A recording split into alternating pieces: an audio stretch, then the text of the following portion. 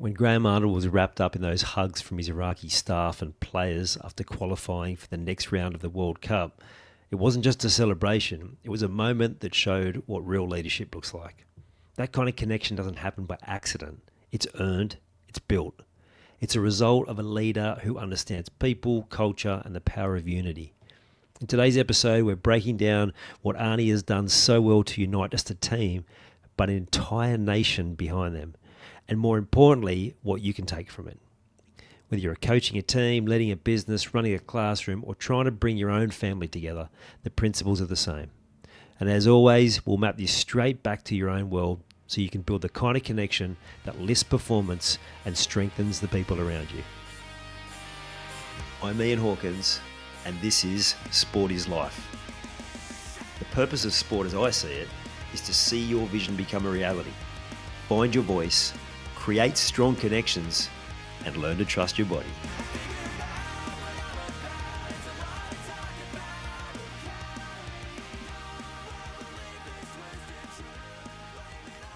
How good was the footage of Graham Arnold guiding Iraq through to the next stage of the World Cup football qualifying?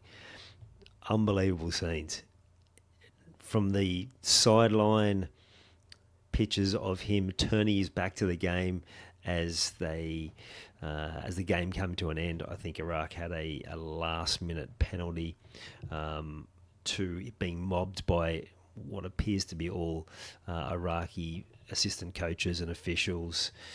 His players, they embraced him as one of their own. That's how important it was to them. They've never qualified for a World Cup. They've still got a bit of a mountain to climb still to get through. They go into that repechage. I think it's 8 teams, and there's only one spot left for that final spot in the World Cup.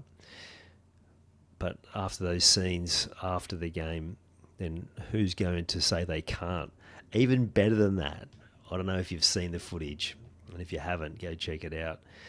In the press conference afterwards, he's answering questions to the Iraqi media through a translator, and then his players suddenly come in.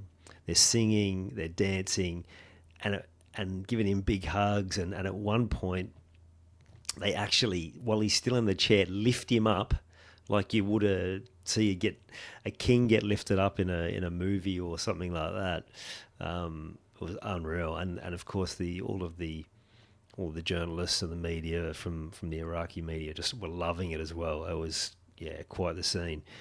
And to me, what it showed is what I already know about Arnie is how he has that ability to bring people together. I did through a third party did pitch some work to him way back when he was working for the Mariners, so it's going back a fair while now, which obviously I didn't get, but it was all about something that this third party that introduced me said he was all about, which is finding different ways to do things and through that sense of connection. And so that was the proposal we put through to him. He has done such a great job in every team he's coached since then, bringing the unit together, the staff, the players, but the whole club.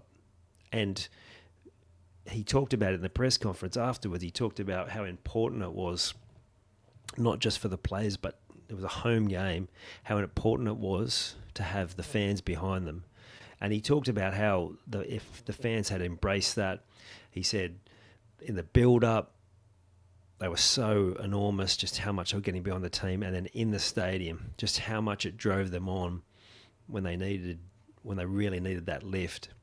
And it's true of most teams when there's that connection from top to bottom and you engage your fans, then there's some magic that happens that just gets everyone moving together.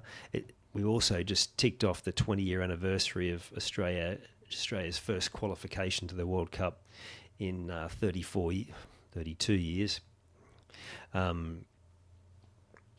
Just last week. And that's what it was like back then. I remember being at the game, and usually when you get to anything like that, there's a bit of a slow build up, but we got in there pretty early, and Stadium Australia is a big stadium, and they're couldn't have been more than 10, 15,000 people in there.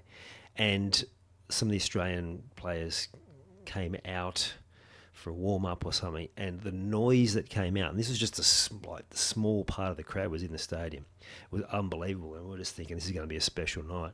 And then what really sort of hit it home is that I think Australian football fans were so united, and we were sick of the letdowns, and we're going to go to any length to make sure we got the win, and probably sick of also watching our team get abused, humiliated, mocked when they go to other countries in this qualifying process. And so when the Uruguayan national anthem came on, people started booing, and we kind of looked at each other going, really, we're going to do this? And it was kind of like, well, I guess this is what it's come to. Certainly not saying that was necessarily the right thing to do, but it showed where the collective were at. We weren't going to tolerate any of this anymore. And again, it galvanised the team. Well, it galvanised the crowd, sorry. And that crowd, the players have talked about, well, they've never experienced anything like it, and just what a factor it was. Now, of course, I had some pretty handy players back then that sealed the deal, but just having that collective buy-in, it just makes such a huge difference. So, again, if you haven't seen the footage, go check it out. Graham Arnold, what a legend. He's sort of quietly been ticking things along there with the Iraqi national team after he admitted himself towards the end of his role with the Socceroos. He was burnt out and really needed a long rest, which he had, and he's come back rejuvenated, but it just shows what a stressful job it is when you go through moments like that. But I'm sure he'd be thinking, where else would you rather be? Absolutely loves it, and I think you'd have to put yourself through those moments.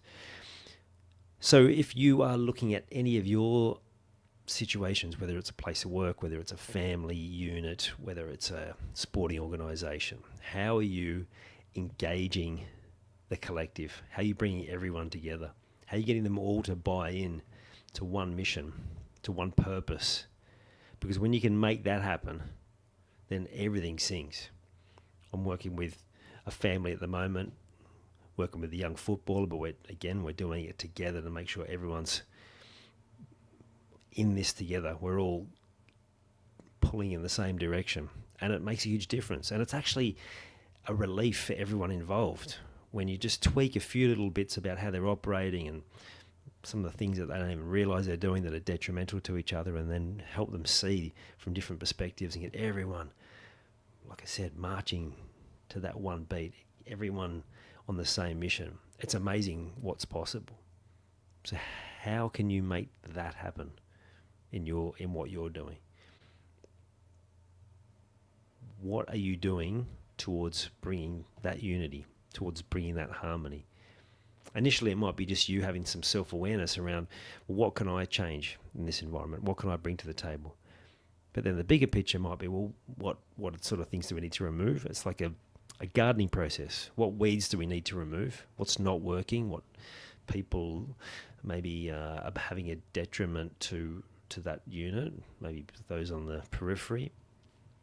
Maybe some of the people within there don't need to be weeded out, but maybe some of their behaviours need to be weeded out. And then what does the garden need to then grow the important parts? You need to have a plan. That's a given. You need to know what the garden's going to look like, what the finished product's going to look like. But then it needs feeding. It needs sunlight, energy. So it needs energy to grow. You might need to plant some things, plant some new ideas, some new behaviours, some water, which metaphorically, water represents emotions. So might need to get some emotions out in the air, might need to externalise them. There's studies to show that externalising emotions, naming emotions, it really reduces the amount of stress, and stress causes cortisol, which cortisol has a really detrimental effect on your well-being. So externalising it slows down that process, it removes that process. And just that whole gardening operation, you need to continue to work on it. You need to continue to feed. You need to continue to give it energy, to give it love, attention, continue to weed out what's not working. So whatever group you're involved in, whatever unit you're involved in, you can play a part. And the more you can get everyone, if you're the leader, then you can have a huge part, because it always comes from top down. I'm doing some work with a place at the moment where it's clearly the problem is at the top.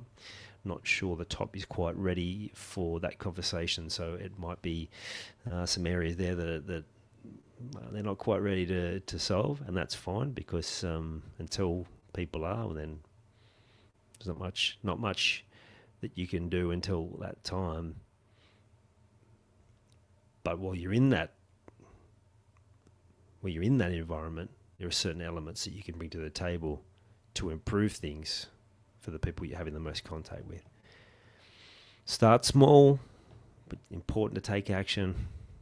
Use that a garden analogy, or even like rather than a garden, let's call it a sporting arena. So you might be the rather than the gardener, you're the curator, or you're the groundsman. You've got to prepare your ground so that it's ready for the biggest moments, the biggest events of your metaphorical sporting life. You've taken the time to listen to this whole episode. Now it's time to take action. Commit to one thing you've learned today and make it happen. And to avoid any obstructions, join the Sport is Life movement by clicking on the link in the show notes.